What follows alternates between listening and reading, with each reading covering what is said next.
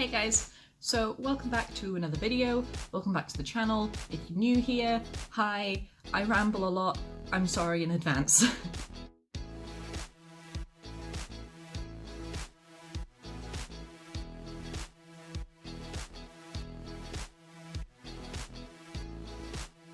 Today's video is actually going to be something that's a bit relevant for me personally in a really exciting but terrifying way. I am this close to finishing the first in a series that I have planned. So the first branded book is almost done. I am so excited and so terrified, and last time in my writing update video I asked you guys, do any of you get the feeling when you're about to wrap up a story, that excited, happy, oh my god I did this feeling, but then you're also terrified because the whole editing and publishing process is ahead of you, and then you have to worry about letting go of these characters if you don't have another book planned in the series. And I am feeling all of the emotions right now. My anxiety is playing up big time, as you can tell, because I'm a lot more twitchy today and my hands are just doing their own thing, so this is going to be great. So yeah, the whole thing of today's video is just how do you know when to end your story?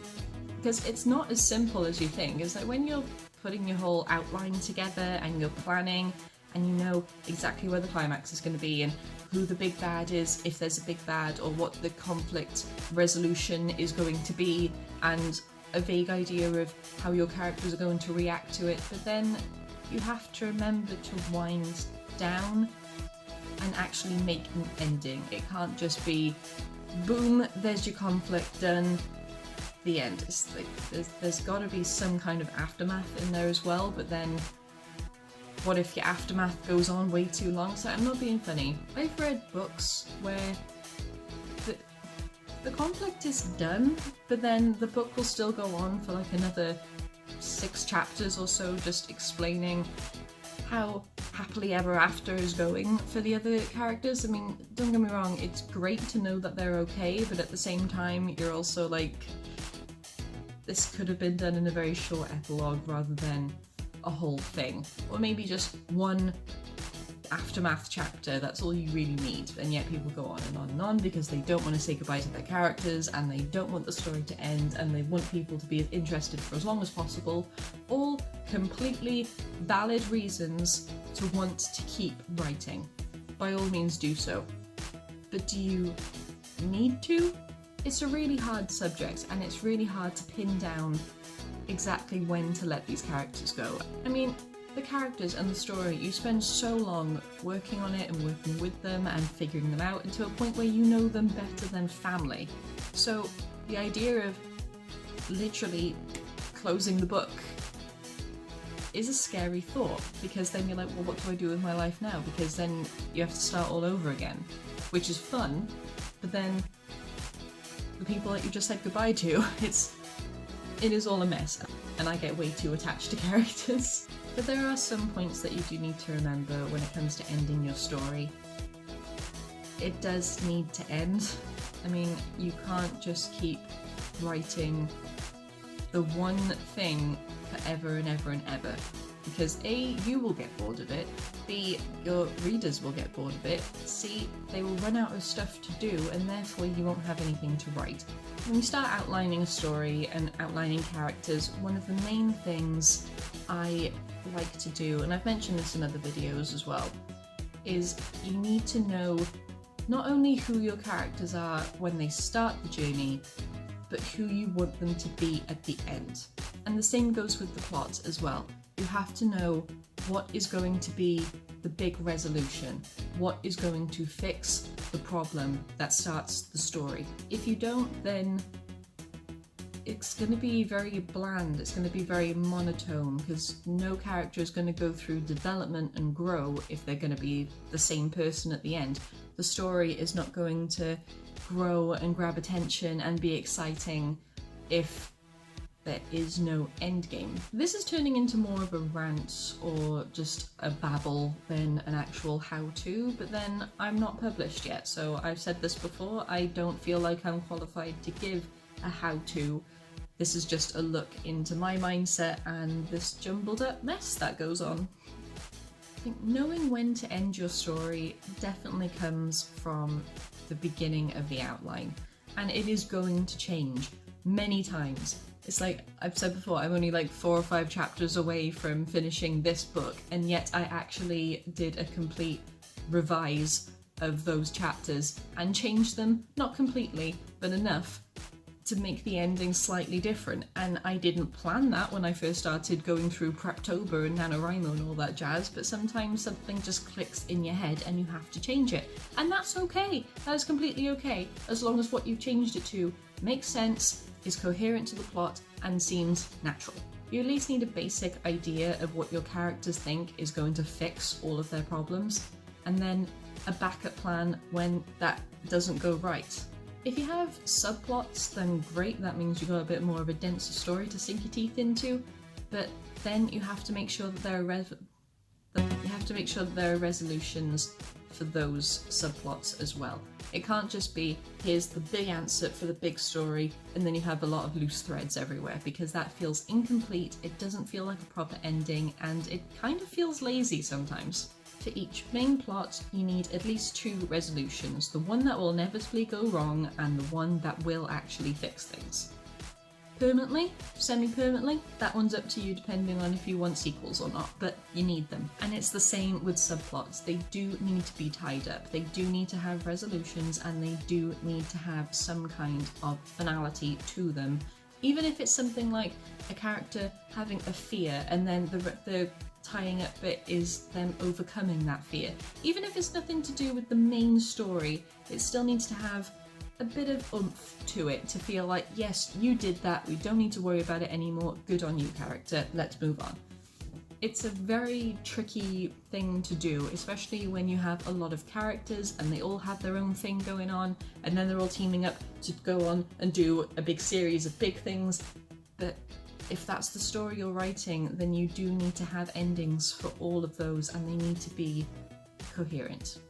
Another thing to take note is, does the ending feel right? Like, what kind of ending are you going for? Are you going for a happy ending where everyone makes it out alive, and then you see some characters that have been like on and off actually getting together, or someone gets that job, or someone slays that dragon and becomes the hero, or someone gets rich and famous and lives in their dream home, or someone finds their kidnapped child and gets to reunite and be a family again and everything's just hunky-dory?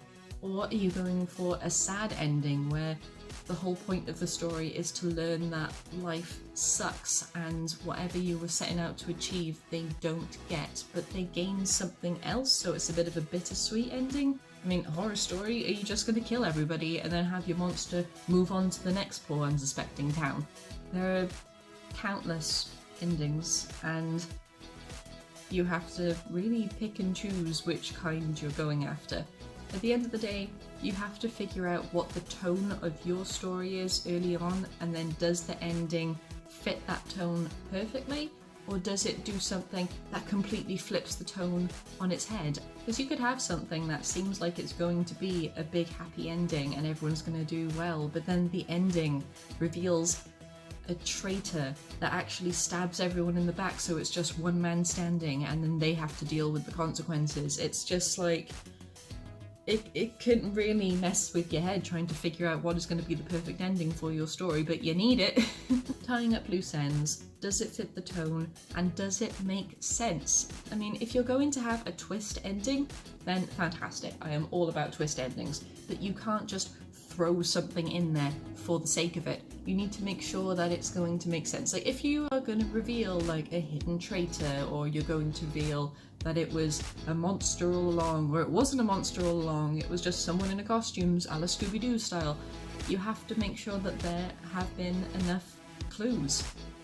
Like, you see so many times in murder mysteries when they're revealing who the murderer is, and it doesn't make sense because none of the other clues match up to what is going on with this one person, and it just feels like it was a twist ending just so the writer can sort of pat themselves on the back and be like, oh yeah, you didn't know that this was going to be the guy because I'm so smart and you're so dumb and that's why I'm writing these books and you're not. kind of like, it feels so patronizing and lazy and just kind of ridiculous.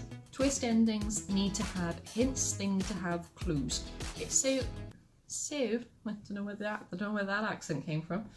If you are going to have a twist ending, I might actually make a video of this later down the line, so I'll just brush over it here. If you are going to have twist endings, make sure that the twist can be predicted but not be assumed. So you've left a few clues here and there, but you've also placed enough red herrings to throw them off the scent, so then when it actually happens, people are still shocked and surprised, but you also have the element of, oh my god, why didn't I see that coming? And god, that is such a satisfying feeling. Speaking of patting yourselves on the back, it is a satisfying feeling. Have I ever pulled it off successfully? Who knows? If you do want a sequel and you do want a cliffhanger ending, make sure that you have the sequel planned out before you do the cliffhanger.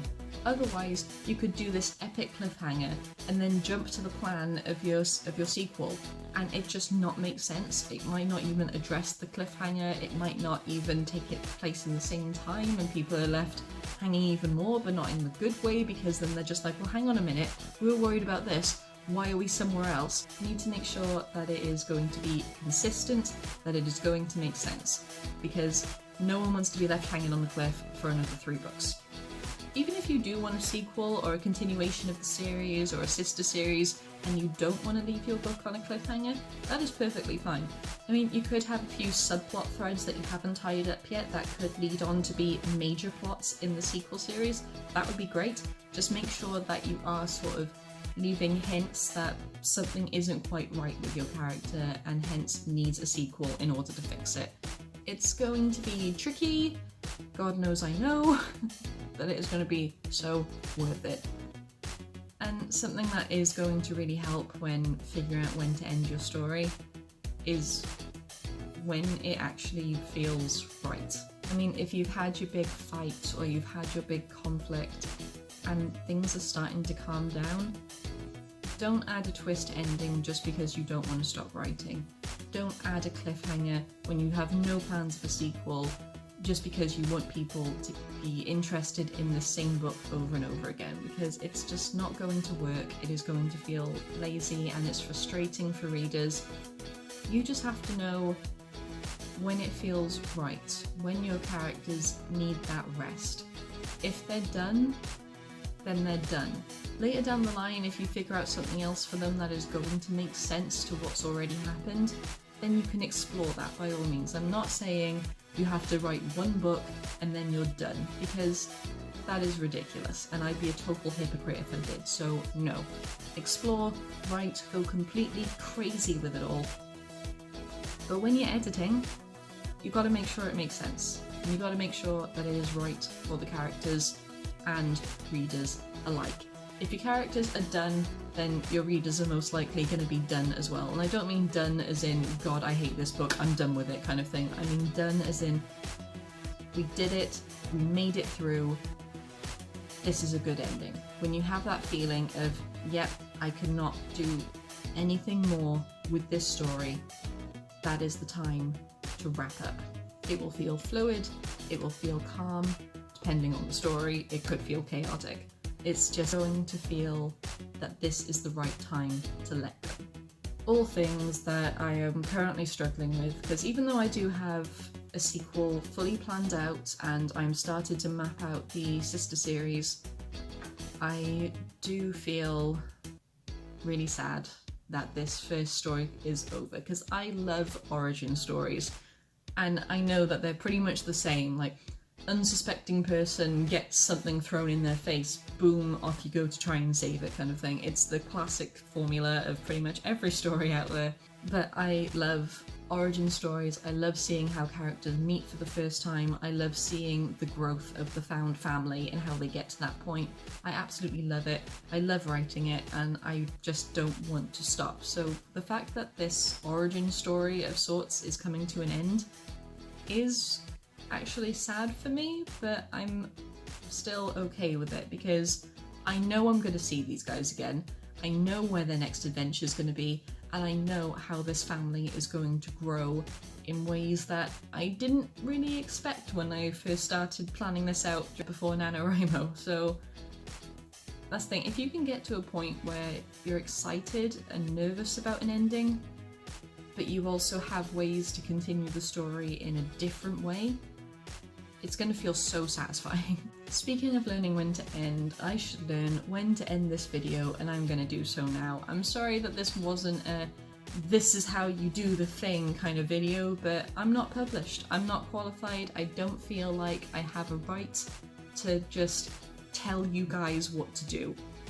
So this is just something that I wanted to talk about, and things that I've been doing, and the chaos that ensues, and if you want to take any of this as advice, then go for it, but figure out your own thing. Every writer is different, every writer has their own way of doing things.